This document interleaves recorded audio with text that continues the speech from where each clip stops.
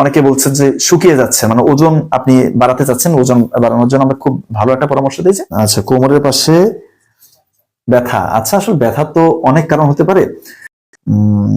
অনেকে বলছেন যে শুকিয়ে যাচ্ছে, মানে ওজন আপনি বাড়াতে চাচ্ছেন, ওজন বাড়ানোর জন্য আমরা খুব ভালো একটা পরামর্শ দিয়েছি। 4-5টা ভালো মানের খেজুর, একটা শসা দিয়ে খেলে কয়েক মাস খেলে আপনার ওজনটা বেড়ে যাবে ইনশাল্লাহ। আর ভাত কোনটা খাবেন? লাল চালের ভাত অবশ্যই খাবেন, আমরা সবাইকে বলি। আর যাদের পেটের সমস্যা, ব্রেন কাজ করে না, আপনার হচ্ছে যে ডায়াবেটিক্সের ঝুঁকি রয়েছে, পরিবারে উচ্চ রক্তচাপের ঝুঁকি রয়েছে, আপনার অবশ্যই লাল চালের ভাত খাবেন। বারবার বলি, লাল চালের ভাতে ফাইবার রয়েছে, গ্লাইসেমিক ইন্ডেক্সটা কম রয়েছে, এটা রক্তের গ্লুকোজের মাত্রা খুব দ্রুত বাড়ায় না, ধীরে ধীরে বাড়ায়, ডায়াবেটিক্সের ঝুঁকিটা কমে যাবে।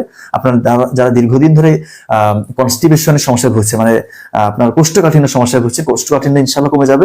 এবং পাশাপাশি আপনার হচ্ছে যে দেখা যায় যে যারা পাইলসের সমস্যা ভুগছেন, মানে অশ্ব রোগের সমস্যা ভুগছেন, আপনারা কিন্তু লাল চালের যদি ভাত খান, লাল চালের ভাত খেলে কিন্তু আপনার কোষ্ঠকাঠিন্য সমস্যা অনেকাংশে কমে যাবে। যদিও আপনার পাইলসের অনেকগুলো ডিগ্রি রয়েছে, first degree, second degree, third degree, অর্থাৎ প্রাইমারি, সেকেন্ডারি, টারশিয়ারি। অর্থাৎ কারো যদি প্রাথমিক পর্যায়ের পাইলস হয়, আর তারা যদি লাল চালের ভাত খান, সাদা চালের ভাতটা বন্ধ করে সামুদ্রিক মাছটা বন্ধ রাখেন, মাংসটা কম খান, বেগুন বাদ দেন, মরিচের তরকারি, মশলা, সয়াবিন তেল বাদ দিয়ে সরষের তেল খান, আপনি দেখবেন যে কয়েক মাসের মধ্যে ইনশাল্লাহ আপনার পাইলসটা থাকবে না।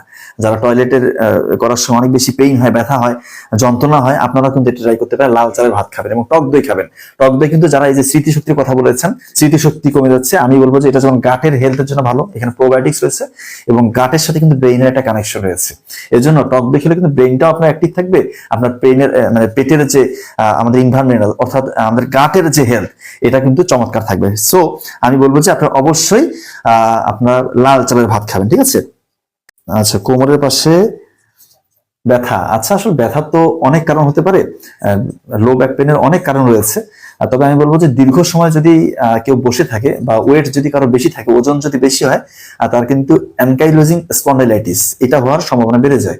সেক্ষেত্রে আমি বলবো যে যারা স্পেশালি ড্রাইভার বা অনেক বেশিক্ষণ সিটিং পজিশনে বসে থাকা কাজগুলো করেন, তাদের কিন্তু কোমর ব্যথার সম্ভাবনাটা বেড়ে যেতে পারে। এই জন্য আপনারা আধা ঘন্টা পর পর হলেও 2-4 মিনিট হাঁটবেন, আর পারলে সপ্তাহে 1-2 দিন হলেও একটু 10-15 মিনিট সাঁতার কাটবেন। সুইমিংটা এটা হচ্ছে 1 নাম্বার এক্সারসাইজ, লো ব্যাক পেনের জন্য খুব ভালো ইফেক্টিভ হয়। এবং আমরা তো বারবার বলি যে হিজামা করার কথা, হিজামা করলে আপনি ডেফিনেটলি উপকার পাবেন যে কোনো জয়েন্টের ব্যথা, স্পেশালি কোমর ব্যথার ক্ষেত্রে আপনাদের কিন্তু এটা ইফেক্টিভ হয়।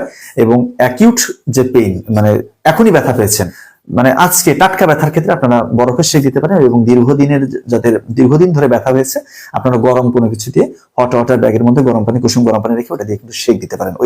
এটা কিন্তু আপনার হচ্ছে যে আপনার দীর্ঘদিনের ব্যথা হলে কিছুটা হলেও উপশম হবে, হ্যাঁ, আপনি আরাম পাবেন। ঠিক আছে।